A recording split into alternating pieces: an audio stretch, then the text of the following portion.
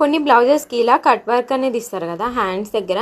So అది ఎలా attach చేసుకోవాలని చాలామందికి డౌట్గా ఉంటుంది. సో ఈ వీడియోలో అయితే నేను అది ఎలా అటాచ్ చేసుకోవాలనేది చూపిస్తాను.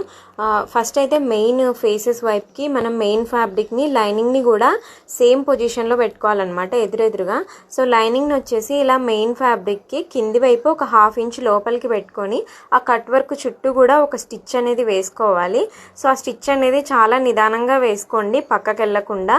ఎందుకంటే స్టిచ్ పై వైపు కనిపిస్తుంది కదా, సో నిదానంగా వేసుకుంటే చాలా నీట్గా కనిపిస్తుంది. ఆ తర్వాత వెనక వైపు తిప్పేసుకొని ఆ ఫోల్డ్ చేసేయాలన్నమాట. లైనింగ్ని ఫోల్డ్ చేసిన తర్వాత మనకు ఆ కట్ వర్క్ అనేది చాలా నీట్గా కనిపిస్తుంది. ఆ తర్వాత పైన ఒక స్టిచ్ వేసేసుకుంటే మనకి లైనింగ్ అనేది పక్కకి వెళ్ళదు, ఇంకా చాలా నీట్గా ఉంటుంది.